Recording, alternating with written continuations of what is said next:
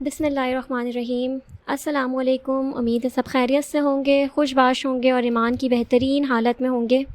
جی جناب، تو جان ادا کی پہلی قسط آپ نے پڑھی، امید ہے انجوائے کیا ہوگا، قسط پسند آئی ہوگی۔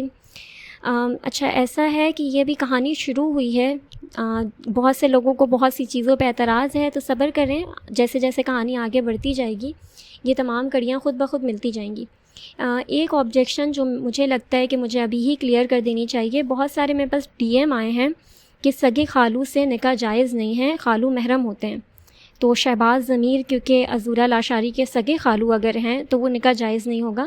تو ذرا صبر رکھیں، کہانی آگے جائے گی تو آپ کو سمجھ آئے گا کہ رومیسا کا عذورا کے ساتھ کیا رشتہ ہے، رومیسا عذورا کی سگی خالہ ہیں بھی یا نہیں ہیں۔ تو چلیں اب بنا وقت ضائع کیے قسط کی جانب بڑھتے ہیں۔ جان ادا قسط نمبر 2، از قلم لائبہ ناصر۔ ہو گئی ساری تیاریاں؟ وہ جو پلیٹ تیار کر رہی تھی اپنے بالکل پیچھے آواز سن کر کانپ سی گئی۔ پیچھے مڑنے کی غلطی اس نے نہیں کی تھی، وہ جانتی تھی کون ہو سکتا ہے۔ جی، اس شخص کا لمس، اس کی آواز سے اسے کتنی نفرت تھی، کاش کہ وہ اسے بتا سکتی۔ آج پھر تم دارم کے ساتھ باہر گئی تھی؟ اس کے بال کی لٹوں سے کھیلتا وہ پراسرار لہجے میں پوچھ رہا تھا۔ جی، اس نے یک لفظی جواب دیا۔ اس دارم کے ساتھ تو خوب باتیں کرتی ہو تم، شہباز ضمیر تمہیں اتنا برا کیوں لگتا ہے عذورا لاشاری؟ آخر کو بیوی ہو میری، ایک آنکھ دباتا خباثت سے بولا تھا۔ اس کی بات دل پر اوس کی مانند گری، کتنے ہی آنسو اس نے اپنے اندر اتارے تھے۔ جانتی ہو نا بیبی مہمان کے سامنے کس طرح آنا ہے؟ جی جانتی ہوں۔ وہ ایک بار پھر ایک جملے میں بات مکمل کر گئی تھی۔ وہ جیسے محظوظ ہوا تھا، یہی غلامی تو چاہیے تھی اسے۔ لگتا ہے تم سیکھ گئی ہو اپنے مجازی خدا سے مخاطب کیسے ہوتے ہیں۔ اس کی حالت سے حظ اٹھاتا وہ استہزائیہ انداز میں بولا۔ جی، وہ آنسو پیتی پھر سے بولی۔ عذورا تمہیں منع کیا ہے تم اتنے کام نہیں کیا کرو، مجھے اچھا نہیں لگتا۔ اس کا انداز یکدم ہی بدل گیا۔ عذورا نے حیران ہو کر دروازے کی جانب دیکھا۔ اس کی توقع کے عین مطابق دروازے پر عمل کھڑی تھی، یعنی عمل کو دیکھ کر وہ اپنا انداز بدل گیا تھا۔ آپ کو کچھ چاہیے بابا؟ خود کو کمپوز کرتی عمل عذورا کے پاس ہی آ کھڑی ہوئی۔ نہیں میری جان، میں نے تو بس عذورا کو اکیلے کام کرتے دیکھا تو اس کے پاس آ گیا، نازک سی تو ہے، وہی کہہ رہا تھا کہ اتنے کام نہ کیا کرے۔ عذورا نے حیرانی سے اس دوگلے شخص کی جانب دیکھا جو شفقت سے عمل سے مخاطب تھا۔ اس کا لہجہ، اس کا انداز کہیں سے بھی کچھ دیر پہلے والا نہیں لگ رہا تھا۔ وہ آنسو اندر اتارتی اوپر کی جانب دیکھ کر رہ گئی، جیسے خاموش نگاہوں سے شکایت کر رہی ہو۔ عذورا، تمہاری ایک بہت اہم چیز ہے میرے پاس، جانتی ہو نا؟ وہ جانتی تھی اس کا اشارہ کس کی طرف ہے۔ وہ آنسو پیتی سر اس بات میں ہلا گئی۔ وہ جانتی تھی یہ محض عام سا جملہ نہیں تھا، اس کے جملے کے پیچھے پوری کہانی چھپی تھی جس سے اس کے علاوہ اور کون واقف تھا۔ شاور لینے کے بعد وہ آئینے کے سامنے آ کھڑی ہوئی۔ آئینے میں نظر آتا اپنا عکس دیکھ رہی تھی۔ اس وقت وہ کالے رنگ کی سادہ سی شرٹ اور ٹراؤزر میں ملبوس تھی۔ گلابی رنگت نکھری نکھری لگ رہی تھی، بھورے بال شانوں پر بکھرے ہوئے تھے، آنکھوں کے گرد ہلکے خشک گلابی لب۔ وہ ایسی تو بالکل نہیں تھی، وہ کچھ دیر بعد ایسی رہتی بھی نہیں۔ تم جھوٹ بولتے ہو۔ طنزیہ نگاہ آئینہ میں نظر آتے اپنے عکس کو دیکھتی وہ بڑبڑائی تھی۔ کنسیلر سے چہرے پہ نظر آتے تمام نشانات چھپانے کے بعد وہ فاؤنڈیشن اپلائی کر رہی تھی۔ ہلکے گلابی رنگ کا ٹنٹ گال اور ہونٹوں پر لگانے کے بعد پلکوں پر مسکارا لگایا۔ پوری آنکھوں میں کاجل کی لکیر لگاتے اسے مزید دو آتشہ بنا گئی تھی۔ کانوں میں کالے اسٹڈ سجانے کے بعد اس نے دوبارہ ایک نگاہ آئینہ میں نظر آتے اپنے عکس کو دیکھا۔ وہ واقعی بدل گئی تھی۔ اس کے سامنے وہ کمزور چہرے اور جسم پر نشانات والی لڑکی نہیں کھڑی تھی، یہ تو کوئی خوبصورت نازک سی دوشیزہ تھی۔ بالوں میں کنگھی پھیر کر کھلے ہی چھوڑ دیا۔ وہ اب اپنے ہاتھوں کے نشانات کو فاؤنڈیشن کی مدد سے چھپا رہی تھی، ہاتھوں کے بعد گردن کے نشانات کو، جسم کے ہر نمایاں ہونے والے نشان کو چھپانے کے بعد اس نے ایک طائرانہ نگاہ اپنے سراپے پر ڈالی۔ وہ شہباز ضمیر کے مہمان کے سامنے جانے کے لیے تیار کھڑی تھی۔ وہ جانتی تھی ہمیشہ کی طرح یہ بھی کوئی بزنس ڈیل ہوگی، یہ جو کوئی بھی ہوگا اس کے وجود کو دیکھ کر اپنی آنکھیں ٹھنڈی کرے گا اور ہمیشہ کی طرح ڈیل مل جانے پر شہباز اسے انعام دے گا۔ میں نے کہا تھا نا تم جھوٹ بولتے ہو، میری روح میں پڑے چھالے تم نہیں دکھا پاتے، تم تو میرا یہ حسین روپ نظر آتا ہے، وہ روز جو مجھے روز جلتے انگاروں پر چھوڑ دیتا ہے۔ وہ اب بھی آئینے میں نظر آتے اپنے عکس سے مخاطب تھی۔ وہ نیچے آئی تو ڈرائنگ روم سے باتوں کی آواز آ رہی تھی، یقیناً سب ڈرائنگ روم میں موجود تھے۔ گہری سانس لے کر خود کو تیار کرتی وہ ڈرائنگ روم میں داخل ہو گئی۔ اس کی توقع کے عین مطابق برعکس وہاں شہباز کی عمر کا کوئی شخص موجود نہیں تھا۔ یہ تو 30-32 سالہ خوبصورت مرد تھا۔ انگلیوں میں سگریٹ دبائے شہباز سے کوئی سوال پوچھ رہا تھا۔ اونچا لمبا قد جو وہ کچھ زیادہ ہی چوڑا تھا، اس نے دل میں سوچا۔ اس کی رنگت کافی صاف تھی، چشمے کے پیچھے سے اس کی ڈارک براؤن آنکھوں سے سرخی جھلک رہی تھی۔ کالی شلوار قمیض میں ملبوس پیروں میں کھیری پہنے عذورا کو وہ کوئی وڈیرا ٹائپ لگا۔ اس کی کلائی پر مضبوط بینڈ بندھی ہوئی تھی۔ دوسرے ہاتھ سے وہ وقتاً فوقتاً اپنے گھنگریالے بالوں میں انگلیاں پھیر رہا تھا۔ اس کی شخصیت کافی الجھی ہوئی تھی۔ خیر اسے کیا، اس کی تو زندگی الجھی ہوئی تھی۔ سر جھٹکتے وہ آگے بڑھ گئی۔ شہباز سے بات کرتے ہوئے شخص کی نگاہیں عذورا پر پڑی۔ عذورا کو وہ نظریں خود میں گڑتی ہوئی محسوس ہوئیں۔ اس کی نظروں کے تعاقب میں شہباز نے دروازے کی جانب دیکھا۔ دروازے پر استدا عذورا کو دیکھ کر اس کے لبوں پر مسکراہٹ آ گئی۔ عذورا اس مسکراہٹ کو اچھی طرح پہچانتی تھی۔ اس شخص نے دوبارہ اس کی جانب نہیں دیکھا تھا، لیکن اب بھی عذورا کو اس کی نظریں خود پر محسوس ہو رہی تھیں۔ یہ ہے عذورا لاشاری، میری بیوی۔ اسے اپنے حصار میں لیے شہباز فخر سے اس شخص کے سامنے آ بیٹھا۔ وہ ان لوگوں میں سے تھا جو کم عمر اور خوبصورت بیوی کو اپنی بہت بڑی کامیابی سمجھتے تھے۔ سامنے خاموش بیٹھا دارم لب بھینج کر رہ گیا۔ سامنے بیٹھے شخص کے لبوں پر طنزیہ مسکراہٹ ابھری تھی۔ اور یہ ہے نو ارسلان، ہمارے investor, Arsalan group of companies کے مالک ہیں یہ۔ عذورا کو کوئی دلچسپی نہیں تھی کہ سامنے بیٹھا شخص کون تھا اور کیا تھا۔ وہ تو بس اس غلیظ آدمی کے حصار سے دور جانا چاہتی تھی۔ وہ سامنے بیٹھے نو ارسلان کی زیرک نگاہیں اس کی یہ مشکل بھانپ گئی تھیں۔ یہ غالباً آپ کی بھانجی ہے مسز شہباز، تو یہ آپ کے شوہر کے نکاح میں کیسے؟ اس کی گہری نگاہ سامنے بیٹھی عذورا پر ڈال کر اس نے دانستہ بات ادھوری چھوڑی۔ اس کی ماں مطلب بریرہ لاشاری میری سگی بہن نہیں ہے۔ ہمارے بیچ محبت ہی اتنی تھی کہ بہت کم لوگوں کے علم میں ہے یہ بات۔ وہ میرے والد کے دوست کی بیٹی تھی جسے میرے والد نے گود لیا تھا۔ رمیسا نے ایک ایک لفظ عذورا کو دیکھ کر ادا کیا۔ مطلب عذورا لاشاری آپ کی سگی بھانجی نہیں ہے؟ عذورا کو اب الجھن ہو رہی تھی۔ یہ شخص اس کے بارے میں ہی جاننے کا کیوں خواہاں تھا؟ میں ڈنر دیکھ لیتی ہوں۔ اس نے یہاں سے اٹھنا چاہا، لیکن شہباز نے اس کا ہاتھ تھام کر اس کی کوشش ناکام بنا دی تھی۔ ابھی بیٹھو عذورا، یہ کام تو عمل دیکھ ہی لیتی ہے۔ اس نے لفظوں ہی لفظوں میں جیسے اشارہ کیا تھا کہ اب وہ یہاں سے اٹھنے کی غلطی نہ کرے۔ نوح کی دلچسپی وہ عذورا میں بھانپ گیا تھا۔ اسے یقین تھا کہ وہ یہ ڈیل اسے ہی دے گا۔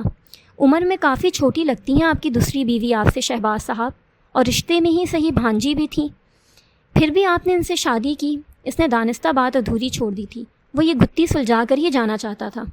عذورا کے انداز سے صاف لگ رہا تھا کہ وہ جو نظر آ رہی تھی وہ ہے نہیں، اور نہ شہباز وہ تھا جو وہ خود کو ظاہر کر رہا تھا۔ کہیں کچھ تو مسنگ تھا۔ عمروں کے فرق سے کیا ہوتا ہے، باہمی محبت ہونی چاہیے۔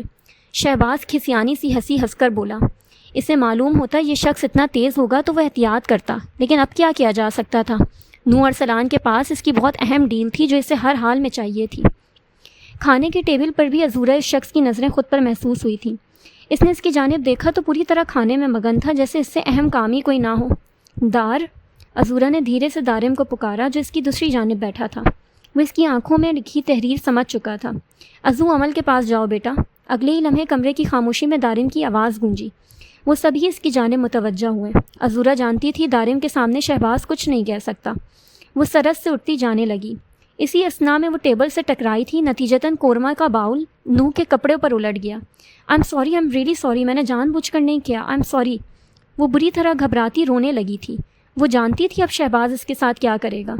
کوئی بات نہیں لیڈی، یہ صاف ہو جائے گا، آپ کو یوں گھبرانے کی ضرورت نہیں ہے۔ نرمی سے اسے کہتے نوح نے خود کو کوسا۔ وہ جانتا تھا وہ اس کی نظروں سے خوفزدہ ہو گئی تھی۔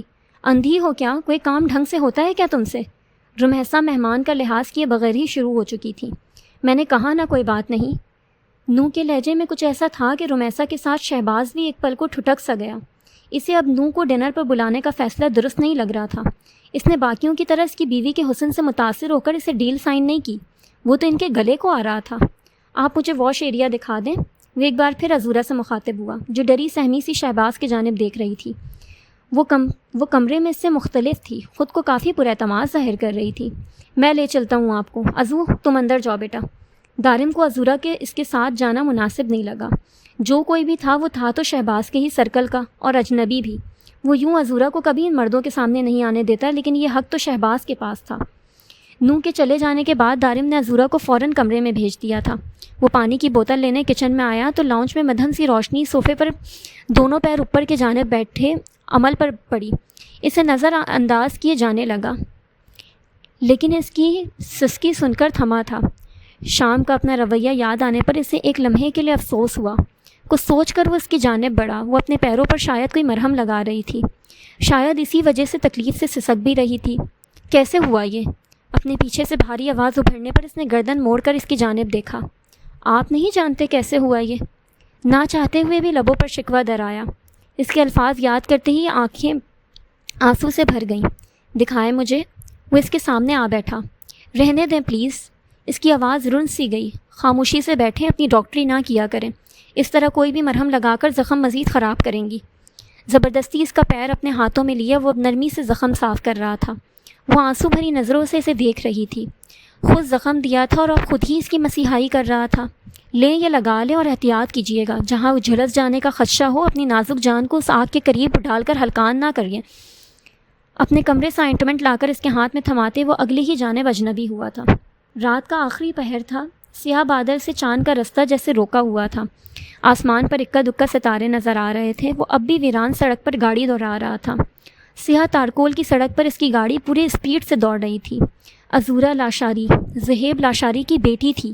وہ کسی اور کے نکاح میں تھی، خود سے دگنی عمر کے شخص کے نکاح میں۔ وہ خوش نہیں تھی، وہ جانتا تھا۔ وہ عزورہ لاشاری کی زندگی کے ہر دور سے واقف رہا تھا۔ عزورہ لاشاری کے مطابق ہر بات جاننے کے باوجود بھی اسے آج محسوس ہوا جیسے وہ کچھ ہے جو وہ نہیں جان پایا۔ بہت کچھ دردناک ہے جو اس سے چھپا ہوا ہے۔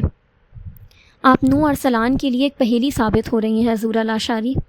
عزورہ لاشاری آج سے نہیں 10 سال پہلے اس کی زندگی کا ایک باب بن گئی تھی، لیکن آج اسے دیکھ لینے کے بعد وہ اسے جلد از جلد اپنی زندگی میں شامل کر لینا چاہتا تھا۔ اسے عزورہ لاشاری سے محبت نہیں تھی، عزورہ لاشاری ضرورت تھی اس کی۔ یہ بات ہر رات خود کو باور کروا کر وہ خود کو تسلی دیتا تھا۔ آج اسے دیکھ لینے کے بعد ایک عجیب سی بے چینی تھی جو رگ و پے میں سرایت کر گئی تھی۔ یہ تو بس میرے نو کی ہی ہے زہیب۔ ارسلان کی شفیق سی آواز اس کی سماعت سے ٹکرائی۔ وہ تو شہباز ضمیر کی ہیں بابا۔ وہ بے خود سا بڑبڑایا۔ نہ جانے کیوں اس لڑکی کو شہباز کے حصار میں دیکھنا اسے اچھا نہیں لگا تھا۔ آئی ایم سوری، میں نے جان بوجھ کر نہیں کیا، آئی ایم سوری۔ کتنی ڈری ہوئی تھی وہ، کتنی خوفزدہ نظروں سے شہباز کی جانب دیکھ رہی تھی۔ تو کیا شہباز اسے کوئی نقصان پہنچاتا ہے؟ اگر عزورہ کو تیری وجہ سے کوئی تکلیف ہوئی ہوگی تو تیرا حساب دگنا ہو جائے گا شہباز ضمیر۔ سوچوں کے درمیان وہ گھر پہنچا۔ گاڑی پورچ میں کھڑی کر کر وہ سیدھا اپنے کمرے میں آیا تھا۔ بہت کم فرنیچر سے آراستہ وہ کافی کشادہ کمرہ تھا۔ سامنے ہی بیڈ پر ایک نحیف سا وجود لیٹا ہوا تھا۔ وہ آرام سے چلتا بیڈ کے قریب آ کر ہوا، دھیرے سے ان کے ہاتھوں کو آنکھوں سے لگاتا لب رکھ گیا۔ میل آئے اس سے؟ وہ مسکرا اٹھے۔ وہ جاگ رہے تھے۔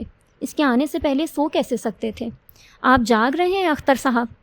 وہ اس کے دادا تھے۔ 10 سال پہلے اس کے بابا نے خودکشی کر لی تھی، جب سے ہی وہ بستر پر تھے، لیکن نو کے لیے انہوں نے خود کو سنبھالا ہوا تھا۔ یہ میرے سوال کا جواب تو نہیں ہے؟ دیکھ آئے اسے، اب کیسی ہے وہ؟ تھی تو پہلے بھی خوبصورت، اب تو اور پیاری ہو گئی ہوگی نا؟ وہ بولے تو بولتے چلے گئے، لبوں پر مسکان لیے انہیں سن رہا تھا۔ وہ بہت مضبوط تھا اس معاملے میں۔ نو ارسلان کا اپنے جذبات میں بہت اختیار تھا۔ ہاں ہے تو پیاری، وہ بے خود سا بولا۔ نظروں کے سامنے چھم سے اس کا سراپا لہرایا۔ اس کی گہری بھوری آنکھوں میں سیاہ بدلیوں سا وحشتناک کرب رقصہ تھا، اور نو ارسلان اسی کرب پر تو عاشق ہو رہا تھا۔ پھر کب لاؤ گے اسے یہاں؟ وہ اشتیاق سے بولے۔ بہت جلد لے آؤں گا اسے یہاں، آپ کے پاس، میرے پاس۔ مضبوط لہجے میں کہتا وہ آخری لفظ زیر لب بڑبڑایا تھا۔ اپنے کمرے میں آ کر وہ بیڈ پر چٹ لیٹا، اب بھی اسے ہی سوچ رہا تھا۔ بڑی پراسرار لڑکی تھی وہ، عجیب آسیب زدہ سا اس کا لہجہ، ساکت نقوش، اس قدر خاموش سی آنکھیں۔ نو ارسلان کو تجسس نے آ گھیرا تھا۔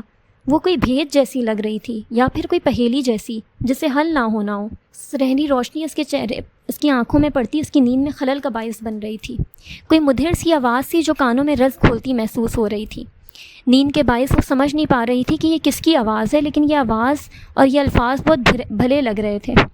کے ذریعے پہاڑ چلا دیے جاتے ہیں یا زمین ٹکڑے ٹکڑے کر دی جائے تو مردوں، کسی قرآن کے ذہانت پر یہ سب کام اللہ کے ہاتھ میں ہے، تو کیا ایمان والوں کو پھر بھی وہ ایمان نہ لاتے سے باتیں کرائی جائیں؟ اس کی بات پر دل جمی نہیں کہ اگر اللہ تعالیٰ چاہے تو تمام لوگوں کو ہدایت دے دے، کفار کو تو ان کے کفر کے بدلے ہمیشہ ہی کوئی نہ کوئی سخت سزا پہنچتی رہے گی، یا ان کے مکانوں کے قریب نازل ہوتی رہے گی۔ تاوقتیہ وعدہ الہی آ پہنچے، یقیناً اللہ تعالیٰ وعدہ خلافی نہیں کرتا۔ وہ آہستہ آہستہ نیند سے بیدار ہو رہی تھی۔ آنکھیں وا کرتے آواز کی سمت دیکھنے لگی۔ دارے میں اس کے سامنے ہی بیٹھا قرآن کی تلاوت کر رہا تھا۔ اسے دیکھ کر مسکراتا ہوا قرآن بند کر کے قریب رکھتا اس کے قریب آ پہنچا۔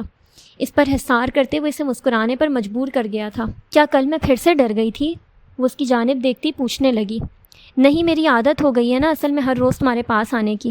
چہرے پر بکھرے بھورے بال کو سنوارتے وہ نرمی سے بولا۔ وہ مسکرا دی، جانتی تھی وہ کبھی اقرار نہیں کرے گا کہ اس کی عضو نیند میں ڈر جاتی ہے۔ آج پھر نماز چھوڑ دی تم نے؟ وہ روز کی طرح آج بھی اسے یاد دلانا نہیں بھولا تھا۔ جانتے ہو دار، جو کچھ ہو چکا ہے نا اس کے بعد میں پتھر ہو گئی ہوں، پتھروں کے دیس میں قید ہو گئی ہوں۔ اس رات میں نے سب کو پکارا تھا اور سب سے زیادہ اللہ کو پکارا تھا، لیکن اس نے مدد نہیں کی میری۔ وہ کہتا ہے وہ کسی پر اس کی سخت سے زیادہ بوجھ نہیں ڈالتا۔ اسے بتاؤ دار، اسے بتاؤ کہ عزورہ کی سخت ختم ہو گئی ہے، یہ بوجھ اب واپس لے لے۔ اس کے لہجے میں کرب بول رہا تھا۔ اللہ سے بدگمان نہیں ہوتے عزو، اس سے جیسا گمان رکھو گی وہ ویسا ہی ملے گا۔ وہ رسانیہ سے سمجھاتا اسے بیٹھا چکا تھا۔ وہ پیروں میں چپل اڑستی بیتھ روم کی جانب بڑھ گئی۔ وہ بھی اس کے جانے کے بعد کمرے سے نکل گیا۔ سیاہ جینز کے ساتھ اوشن بلو فل سلیو شرٹ میں ملبوس، بالوں کا میسی سا جوڑا بنائے یونیورسٹی کے لیے تیار ہو کر وہ نیچے آئی۔ شہباز سے سامنا نہ ہونے پر شکر ادا کرتی وہ باہر کی جانب بڑھنے لگی جب پیچھے سے رومیسا نے اسے پکارا۔ سنو لڑکی، یونیورسٹی کب آف ہوتی ہے تمہاری؟ 2 بجے آف ہوتی ہے، دار مجھے ڈراپ کر دے گا۔ وہ دروازے پر ہی کھڑی بولی۔ جلدی آ جایا کرو اور یہ کپڑے ذرا ڈھنگ کے پہنا کرو۔ غضب خدا کا، یہاں بھی کوئی نیا چاند نہیں چڑھا دینا تم۔ پڑھنے بھیجتے ہیں ہم، عیاشی کرنے نہیں۔ اس کی بات پر وہ جلتی آنکھوں سے اسے دیکھنے لگی۔ وہ بھی تو ایک عورت تھی، لیکن اسے احساس تک نہیں ہوتا تھا کہ وہ اپنے الفاظ سے سامنے والے کی ذات کی دھجیاں بکھیر دیتی ہے۔ وہ اسے بتانا چاہتی تھی کہ اصل عیاشی کر کون رہا ہے، لیکن پھر خاموش ہوتی دروازے کی جانب بڑھ گئی۔ اس کی یونیورسٹی کا آخری سال تھا، وہ LLB کے آخری سال میں تھی۔ دارم کی ہی وجہ سے وہ یونیورسٹی تک پہنچ پائی تھی، ورنہ رومیسا تو کالج کے بعد ہی اس کی تعلیم کے حق میں نہیں تھی، اور آج دارم کے ہسپتال لیٹ جانا تھا، اس وجہ سے وہ ڈرائیور کے ساتھ جا رہی تھی۔ فرحین آج کی ساری میٹنگ 1 بجے کے بعد کی رکھیں۔ اس نے بلیک کافی کا مگ پکڑاتے ہوئے اپنی سیکرٹری کو ہدایت کی۔ اوکے سر، فرحین نے حیرانی سے اسے دیکھتے ہوئے کہا۔ وہ بندہ کب کیا کہہ دے کسی کو نہیں پتہ ہوتا۔ اب آپ جا سکتی ہیں۔ اس نے فائل کا مطالعہ کرتے ہوئے اسے جانے کی ہدایت دی۔ وہ سر ہلاتی ہوئی چلی گئی۔ فرحین، کچھ ہی دیر میں کچھ یاد آنے پر اس نے انٹر کام میں اسے دوبارہ بلایا۔ جی سر۔ وہ فوراً اس کے آفس میں آئی۔ شہباز ضمیر کی جو ڈیل ہمارے پاس ہے اس کے پوائنٹس بنائے آپ نے؟ اینولی کتنا پروفٹ ہو سکتا ہے ہمیں؟ اس نے تیکھی نظروں سے اس کی جانب دیکھتے سپاٹ انداز میں پوچھا۔ سر، شہباز ضمیر کی کمپنی تقریباً دیوالیہ ہونے کے قریب ہے۔ پچھلے 3 سالوں سے وہ مسلسل لاس پر ہیں۔ کچھ بڑی کمپنیز نے اس سے ڈیل کی تھی، لیکن وہ 5-6 مہینوں میں ختم ہو جاتی ہیں۔ اس وقت ان کے پاس اتنے ایسٹس بھی نہیں جنہیں سیل کر کے کمپنی بچا سکیں۔ یہ تو وہ اچھی طرح جانتا تھا کہ وہ یہ ڈیلز کیسے لیتا ہے۔ پینسل انگلیوں میں گھماتے اس نے ہنکارا بھرا۔ اس میں عزورہ لاشاری کے شیئرز کتنے ہیں؟ 40% ہیں سر، وہ فوراً بولی۔ باقی 60% کس کے نام پر ہیں؟ اس نے اشنبے سے پوچھا۔ سر، وہ 60% بھی شہباز ضمیر کے نام نہیں ہے، مگر یہ نہیں پتہ کہ کس کے نام ہے۔ ٹھیک ہے، آپ جا سکتی ہیں۔ وہ پرسوچ انداز میں اسے جانے کے لیے کہتا خود بھی گاڑی کی چابی اٹھاتا اٹھ کھڑا ہوا۔ روم لاک کر دیجیے گا فرحین، میں 2 گھنٹے میں آتا ہوں۔ اس کا رخ یونیورسٹی کی جانب تھا۔ اپنی کلاسز ختم ہونے کے بعد وہ پارکنگ میں کھڑی دارم کا انتظار کر رہی تھی جب بلیک چمچماتی گاڑی یونی کی پارکنگ میں رکی تھی۔ گاڑی سے بھاگ کر اس کی گاڑی کا دروازہ کھولا تھا۔ وہ بلیک کوٹ بند کرتا ہوا باہر نکلا۔ کتنی ہی لڑکیوں نے اس دیوتا حسن کے مالک انسان کو رشک سے دیکھا تھا، جو بے نیازی سے چلتا، کان میں بلوٹوتھ لگائے کسی سے بات کرتا عین اس کے سامنے آ کھڑا ہوا تھا۔ گاڑی میں بیٹھے آپ سے کچھ باتیں کرنا چاہتا ہوں میں۔ اس کے سامنے کھڑا ایک ہاتھ جیب میں ڈالے دوسرے ہاتھ سے اپنے بال سنوارتا وہ 2 ٹوک انداز میں بولا۔ جی؟ وہ ہونک سی اسے دیکھ رہی تھی۔ سیاہ پینٹ کوٹ میں ملبوس شاندار سا شخص پہلی ملاقات میں ہی اسے پراسرار سا لگا تھا۔ وقت زیادہ نہیں ہے میرے پاس، گاڑی میں بیٹھے آپ سے بات کرنا چاہتا ہوں میں۔ چہرہ اس کے قریب لا کر وہ یوں بولا جیسے خدشہ ہو کہ وہ کم سنتی ہے۔ دور ہو کر بات کریں، آواز آتی ہے مجھے، سماج سے محروم نہیں ہوں میں۔ وہ اس بدتمیز شخص کی خوبصورتی اور عمارت سے ذرا متاثر نہیں ہوئی تھی۔ عزورہ لاشاری، آپ سے چند باتیں کرنا چاہتا ہوں میں، گاڑی میں بیٹھ جائیں۔ وہ اب کی بار تھوڑا تحمل سے بولا تھا۔ آپ مسٹر XYZ جو بھی نام ہے آپ کا، میں آپ کے ساتھ کہیں نہیں جانے والی۔ دار مجھے پک کرنے آ رہا ہے، اب آپ اپنا راستہ چھوڑیں، میں بالکل انٹرسٹڈ نہیں ہوں آپ سے کوئی بھی بات کرنے میں۔ وہ بھی اسی کے انداز میں بولی۔ نو کو وہ کل والی ڈری سہمی لڑکی سے کافی مختلف لگی۔ مجھے زبردستی پر مجبور نہیں کریں عزورہ، میری بات سن لیں، پھر بے شک جس کے ساتھ جانا چاہیں چلی جائیں۔ وہ اس لڑکی کے سامنے کافی ضبط کا مظاہرہ کر رہا تھا. کوئی دوسرا اس کی جگہ ہوتا تو اب تک نور ارسلان اسے 2 لگا کر گاڑی میں بٹھا چکا ہوتا. لیکن اب اس کی ہمت جواب دے رہی تھی. اس کی کلائی تھامے وہ جھٹکے سے اسے سیٹ پر پٹکنے کے انداز میں گاڑی میں ڈالتا, اپنا کوٹ درست کرتا, دوسری جانب سے خود بھی آ بیٹھا. مجھے ایسی ویسی لڑکی نہیں سمجھو, جان لے لوں گی میں تمہاری ذلیل کمینے انسان. نکلے نا تم بھی شہباز ضمیر کے ہی سرکل کے, چھوڑو مجھے, جانے دو. وہ ہاتھ پیر چلاتی مسلسل اسے کوس رہی تھی. مقابل کوئی اثر لیے بغیر دلچسپی سے اس کا یہ انداز بھی دیکھ رہا تھا. خان بابا گھر لے چلیں گاڑی. اس پر ایک نظر ڈالتا وہ پرسکون سا بولا.